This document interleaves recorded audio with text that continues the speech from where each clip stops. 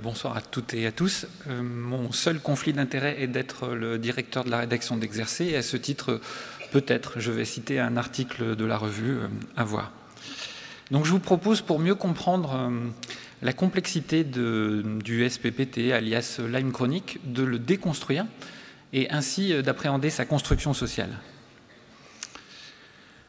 Tout d'abord, le contexte, Pierre en a parlé, et vu de la Suisse, il y a quelqu'un qui parlait de la Suisse, il y a un éditorial dans la revue médicale suisse qui s'étonne du divorce entre une institution qu'il qualifie de prestigieuse, la Haute Autorité de Santé, et une société savante pas moins prestigieuse, la SPILF. Le sujet du divorce, le SPPT. Nouvelle entité nosologique définie par la HAS courant 2018 et finalement rejetée non pas par la SPILF mais par de très nombreux collèges, 12, et même le Centre national de référence des borrélioses et même l'Académie de médecine. Parallèlement, vous avez un regroupement d'associations de patients souffrant ou pensant souffrir de maladies de Lyme chronique, la FFMVT, Fédération française des maladies vectorielles à tiques, qui, elle, se félicite de l'introduction du SPPT et qui se félicite aussi de devenir un interlocuteur crédible pour les tutelles et les autorités de santé.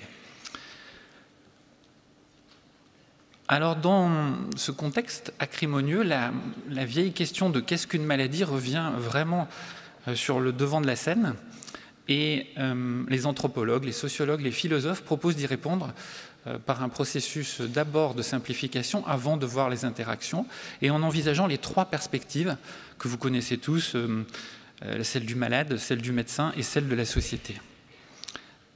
Et bien sûr, leur interaction. Alors, je ne vois rien sur ma diapo, mais on va essayer de le faire sans le voir. Donc, la perspective du malade, elle est issue de l'individu. Bien sûr, ce sont les symptômes, mais pas seulement. C'est aussi toutes les émotions qui sont rattachées à ces symptômes, la peur, l'anxiété. Et elle se construit avec l'entourage, et elle se construit aussi pour le SPPT ou Lyme chronique avec le monde associatif. Pour le médecin, on est assez loin du ressenti, de l'expérience vécue. On est plus dans une réalité, une entité nosologique qui est ontologique, le réel, le vrai, le mesurable, l'objectivable. Et ça se construit avec nos confrères, avec les chercheurs, avec les associations, les collèges, et bien évidemment avec l'industrie pharmaceutique, l'exemple le plus flagrant étant le disease mongering. La perspective sociale, sickness, elle se construit face à des normes, et par exemple, il est plus normal d'être absent de son travail si on a un cancer qu'une rhinopharyngite, pour vous donner un exemple que vous compreniez bien.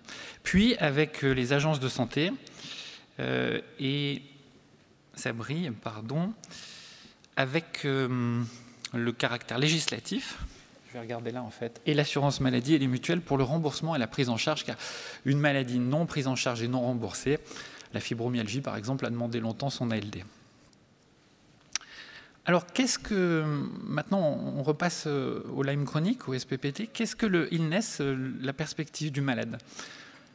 Donc, ce sont des malades, on l'a dit, qui sont fatigués de manière chronique, qui ont des plaintes mnésiques, des douleurs diffuses, des arthralgies et des myalgies. Et à la fois Pierre et Cédric l'ont bien dit, ils sont en errance, ils multiplient les avis, les examens complémentaires.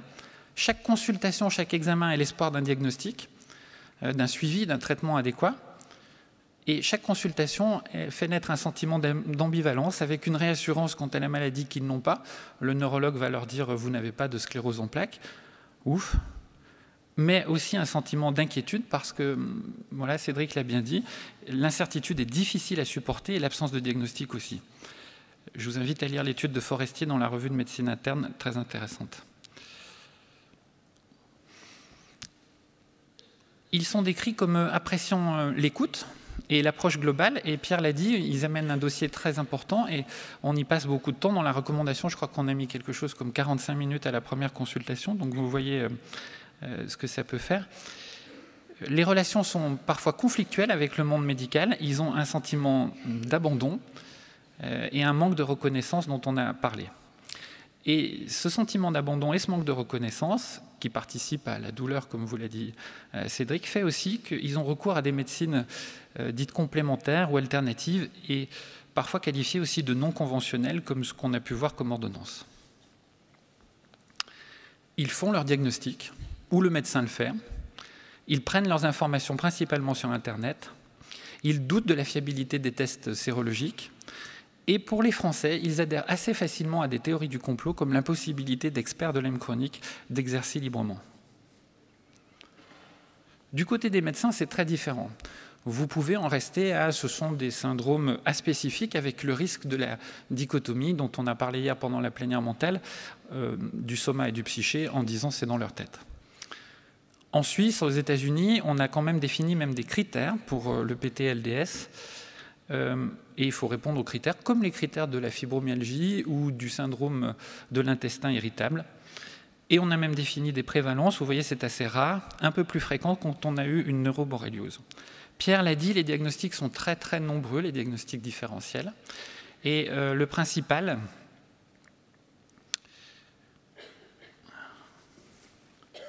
ah oui, ma figure n'apparaît pas, c'est pas grave parce que Cédric l'a très bien fait. Le principal, ce sont les symptômes somatiques fonctionnels, les syndromes somatiques fonctionnels, avec des facteurs favorisants, comme une maladie dans l'enfance, mais aussi comme un événement de vie important dans l'enfance. Le facteur déclenchant, c'est la suite de la plénière de l'année dernière à Tours, avec le professeur Catebra et Eric Werner. Le facteur déclenchant ici, c'est le Lyme. Et les mécanismes anticipatoires et d'excès de nociception ont été décrits par Cédric. Et les facteurs de maintien et d'aggravation, c'est cette errance qu'on a décrit, ce manque de reconnaissance, l'absence d'activité physique, très bien décrite aussi. Et nous, on peut leur proposer des choses à ce niveau-là. Alors, bien sûr, il y a des questions et le Lyme chronique, c'est aussi prendre en compte que les chevauchements dans les syndromes somatiques fonctionnels sont fréquents. Et par exemple, l'étude de Rank et Garnier dans Médecine et maladies infectieuses les pousse à dire que les patients ont des caractéristiques très proches d'une fibromyalgie post-infectieuse, renvoyant à la question de l'unicité posée par Cédric. Il y a deux courants, il y a ceux qui pensent qu'il n'y a qu'une seule maladie et l'artefact de la spécialisation, et puis ceux quand même qui pensent que peut-être il y a, par exemple dans le côlon irritable, un rôle du microbiote ou des choses comme ça. Voilà. Il y a aussi des comorbidités, et on l'a très bien dit, vous voyez par exemple, on a comparé dans cette étude, c'est assez significatif, le ralentissement moteur, et il est comparable entre PT-LDS et dépression majeure. Pourquoi je remets cette diapo? C'est pour que nous, médecins, on ne fasse pas le raccourci, il déprime, et qu'on se rende bien compte que c'est une comorbidité, et que peut-être c'est un facteur de confusion, Cédric, on en discutera, dans l'efficacité des IRS, cette comorbidité à voir.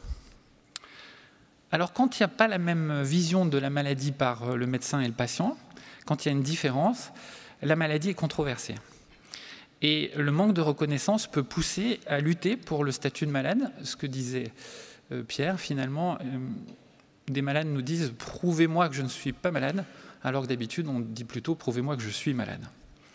Loriol, en 2003, décrivait déjà les stratégies des associations pour faire exister une maladie controversée. La première stratégie était dite sociale, avec une coupure du monde qui aurait des idées et une réalité différente, et des stratégies politiques avec du lobbying, pardon Vincent, mais influençage c'est vraiment mauvais, l'information avec la diffusion de travaux favorables, des témoignages, des pétitions, et une recherche qualifiée souvent de profane.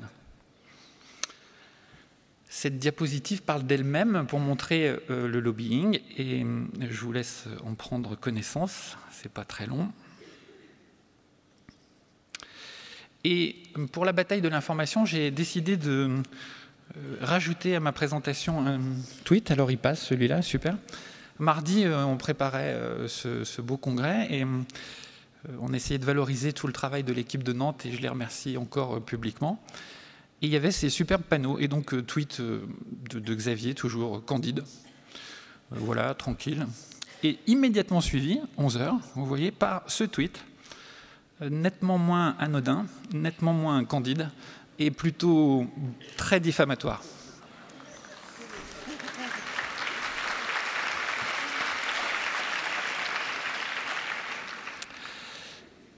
j'en profite pour vous dire que vous pouvez tweeter. Alors, se pose la question de comment se diffuse la croyance. Et là, je vous conseille un livre, non plus un article, mais le livre de Bronner sur la démocratie des crédules, qui est passionnant et qui va vous expliquer que Internet a agi comme une dérégulation de l'information et qui va aussi vous expliquer le concept de démagogie cognitive. Alors, comme vous n'avez pas le temps de lire, on va quand même essayer de le faire ici aussi. Donc il explique qu'auparavant, les informations étaient triées par des gatekeepers qu'on pourrait qualifier d'experts, en fait, des journalistes, des universitaires, des médecins, et que les légendes urbaines, les rumeurs restaient dans des espaces confinés de radicalité. La transmission, le mode de transmission, c'était l'interlocution, en gros le bouche à oreille, et avec la limite de la mémorisation, du fait de cette limite, on assistait à une simplification des informations, un peu comme quand on raconte une blague. Si vous le faites à 5 ou 6 personnes, elle est nettement moins riche. La diffusion était très lente et les sujets, du coup, restaient à des faits historiques majeurs, comme les premiers pas sur la Lune. Et puis, Internet s'est développé et a agi comme l'amplificateur des croyances. Il a élargi l'assiette des croyances, même à des sujets très techniques. Alors, pas comme le nombre d'Avogadro, Rémi, pas encore, mais comme le Lime chronique, oui. Il a aussi accéléré leur diffusion et Bronner cite l'exemple des théories conspirationnistes. Vous voyez, 27 jours après le 11 septembre, quelques heures après Charlie Hebdo, et en 4 jours, plus de 100 arguments retrouvés sur Internet pour soutenir la théorie conspirationniste après Charlie Hebdo. Il a des exemples vraiment parlants, comme le trajet de la manifestation qui reproduirait la carte d'Israël à l'envers. Je vous conseille vraiment ce livre. Alors la vitesse de l'information, ajoutée à la pression concurrentielle et à une presse en crise, contamine l'information conventionnelle et vous avez compris, c'est ça le concept de démagogie cognitive. Et cet article qui a valu à Pierre et à moi cet été un coup de téléphone d'un autre journal pour qu'on donne notre avis sur cette expérimentation secrète du Pentagone, illustre véritablement le concept de démagogie cognitive. Si vous vous servez du site Google Trends, qui va vous donner un petit peu le nombre de recherches effectuées pour la maladie de Lyme ou pour autre chose, votre nom par exemple, pour les plus narcissiques d'entre nous, vous verrez que le SPPT a exactement, ou presque exactement, le même impact que cet article de Ouest France. Ce qui limite vraiment le caractère scientifique de la diffusion de l'information.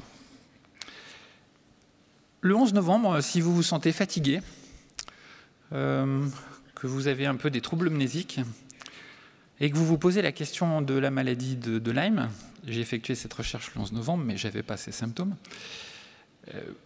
souvent, les gens consultent que la première page, on dit 90%, peut-être même un peu plus. Et bien sur la première page, vous voyez que 9 sites sur 10 étaient en faveur de la maladie de Lyme et que 4 étaient commerciaux. Marchands, comme on veut. Bon, tout ça, ça nous dit comment l'information diffuse, et on a vu qu'elle diffusait beaucoup, mais ça ne nous dit pas comment naît une croyance. Et Bronner répond à cette question par la théorie des anomalies dissonantes. Alors cette photographie, vous voyez 7 anomalies dissonantes qui pourraient faire penser que l'homme n'a pas marché sur la Lune. On va en faire qu'une, la une. Ce drapeau qui semble flotter alors même que la Lune n'a pas d'atmosphère a posé question à certains. La NASA a très rapidement répondu que le drapeau était froissé dans la boîte. Et c'est parti pour une théorie conspirationniste. Pour les plus curieux d'entre vous, je vous laisserai regarder les 6. Je vous propose de retracer un petit peu l'historique de la maladie de Lyme afin de dépister des anomalies potentiellement dissonantes. C'est moi qui dis qu'elles sont dissonantes, celles-là, donc c'est pas comme d'habitude. Par contre, l'article illustre, c'est même un livre, illustre l'historique de la maladie de Lyme. Alors Pierre vous l'a dit, les premiers érythèmes migrants sont les années 1910. L'ENOF pensait avoir observé des spirochètes dans les érythèmes chroniques en Europe, tout ça. Mais il a perdu tous ses travaux, il a une bonne excuse, 2 guerres mondiales. Sonck, un dermato, démontre l'étiologie infectieuse. Il s'injecte des croûtes et des biopsies d'érythème quelques jours et quelques semaines avant un congrès de dermatologie internationale. Et comme il a lui-même un érythème, il est assez fier de le montrer à tout à chacun. On voit que l'engagement pour les congrès a baissé au fil des années.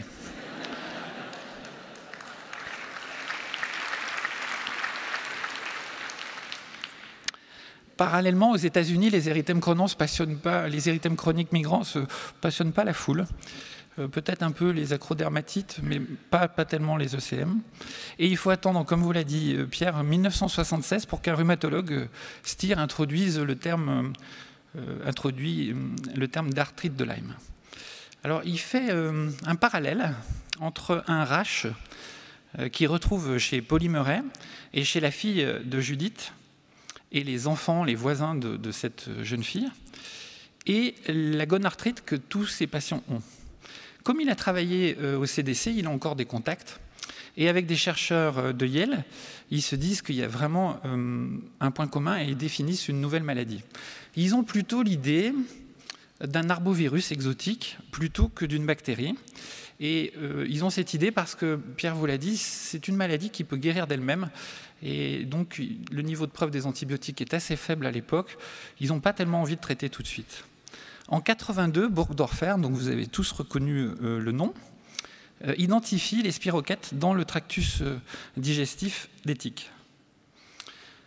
En 87, le témoignage très puissant de Polymeret à la télé, qui décrit sa maladie comme un cauchemar après avoir vu 24 médecins sans identification de sa maladie, ce qui à l'époque était normal puisque la maladie n'existait pas, dira même les tiques sont partout.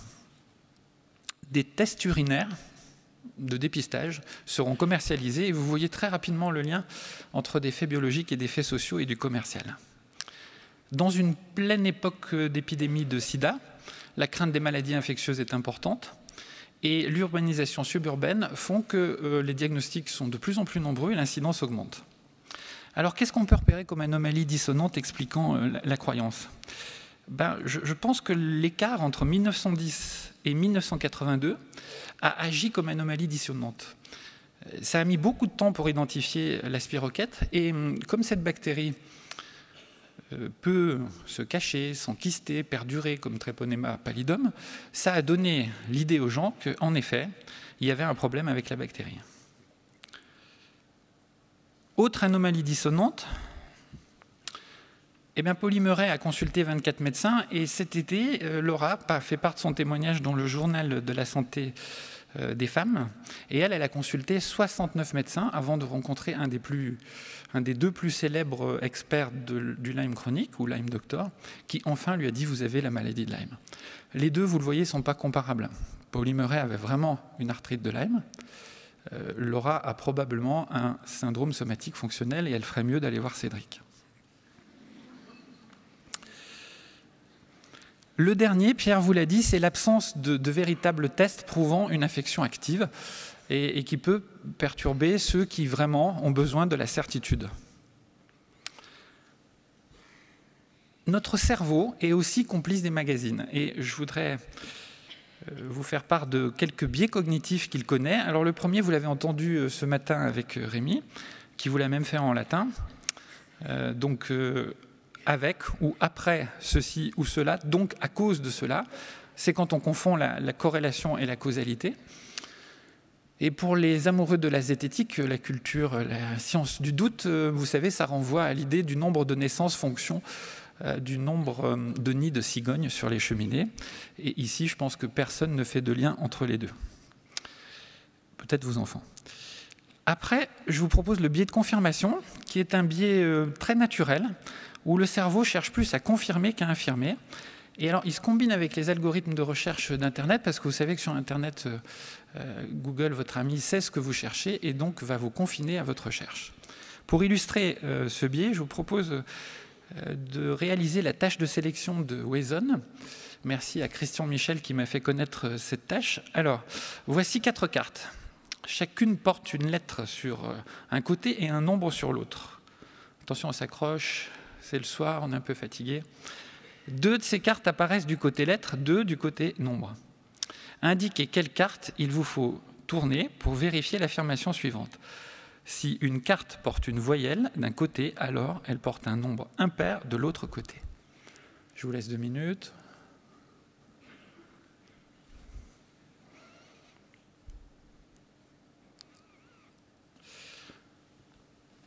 Même si j'ai parlé du biais de confirmation, la majorité d'entre vous a dû dire « c'est E ». Quelques-uns ont pu dire « E et 5 pour être sûr, quoi ». Mais en fait, si vous voulez vraiment valider la règle, il faut faire E pour confirmer et 4 pour infirmer. Vous voyez comme notre cerveau peut être complice. Le dernier biais est celui de la négligence de la taille de l'échantillon. La puissance de la narration, les soutiens médiatiques font oublier la fréquence de base qui, vous avez vu, sont un peu faibles et on retrouve complètement cette négligence de la taille de l'échantillon dans les mots de Pauli Murray avec « les tiques sont partout ». La photo est un extrait de vidéo qui est sur le site de la Fédération française des maladies vectorielles à tiques. Ce biais de négligence de l'échantillon, on peut aussi l'expliquer par exemple avec Nostradamus. Si vous faites 100 000 prévisions, probablement il y en aura une qui tombera juste. Béa, on en est où là? D'accord.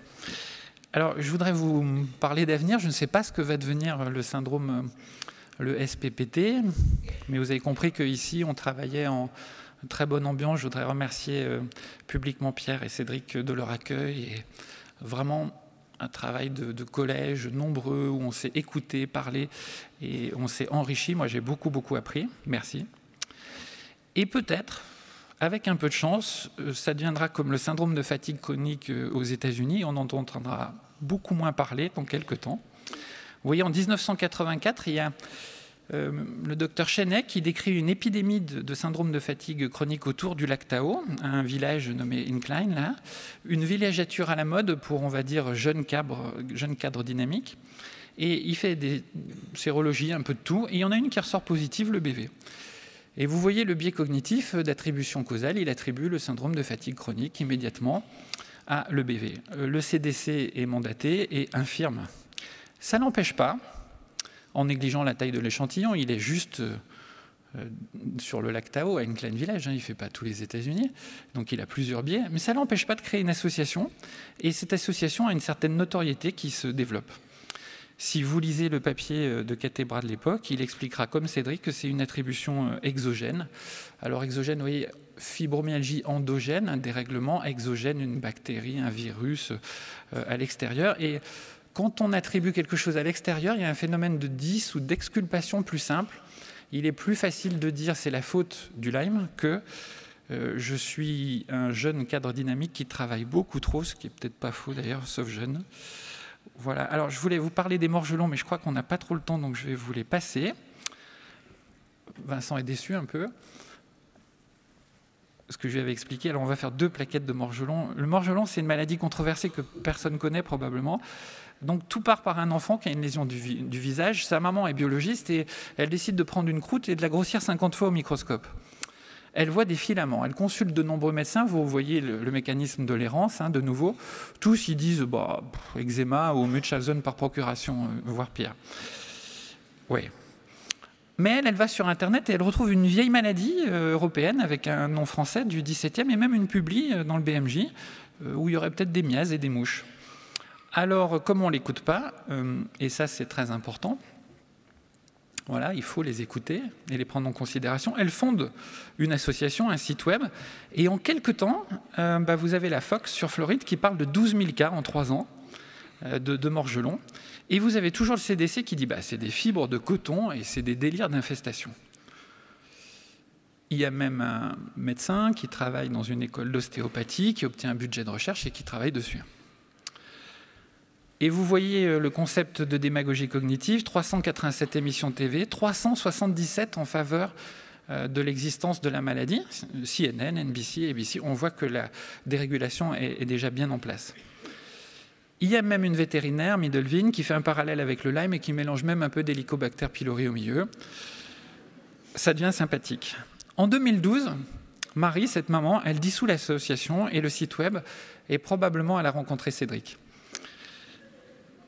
Pourtant, le site ne tombe pas à l'eau, il est repris, et les théories conspirationnistes l'accompagnent, et vous voyez, elles sont le bioterrorisme, l'OGM, il y a même l'immigration clandestine, il y a absolument tout dessus. Voilà. Et on dit que c'est peut-être la première maladie transmise par Internet, puisqu'elle a gagné l'Europe en 2007, bien sûr la Grande-Bretagne avec le parallélisme aux États-Unis, l'Inde en 2016 et la Corée en 2017. Et sur Medline, vous trouverez un papier par pays, comme ça, des morgelons. Voilà. C'était un petit peu l'anecdote. Alors, comment faire avec ces patients? C'est la diapo de conclusion, je vous rassure. En premier, on l'a dit, reconnaître leur souffrance, la nommer, la légitimer, le trouble. Je n'ai pas dit reconnaître le Lyme chronique, j'ai bien dit reconnaître vraiment leur souffrance. Éviter l'errance.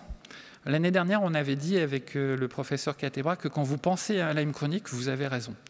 Quand vous pensez à un syndrome somatique fonctionnel, vous avez raison. On ne se trompe quasiment pas. Donc quand vraiment vous voyez un énorme dossier qui a eu je ne sais pas combien d'examens et que vous vous dites bon bah c'est ça, et voilà, il faut y aller. Et puis nous, en tant que médecins, communicateurs, scientifiques, probablement il faut qu'on commence à lutter contre les croyances, à expliquer les biais cognitifs, à expliquer à ces patients qui s'enferment dans l'identité circulaire de malade, qui certes les a soulagés à un moment, ça a soulagé un peu leur conflit intrapsychique, mais maintenant, cette identité, elle risque de les dévorer. Et leur expliquer aussi que les médias, pour le moment, obéissent à la démagogie cognitive. Comment le faire? Voilà mon conflit d'intérêts. Avec assertivité, article de Richard et de Lucier, dans 2 numéros d'Exercer, qui se résume par ce bel aphorisme, souple dans la forme, ferme dans les idées. Je vous remercie.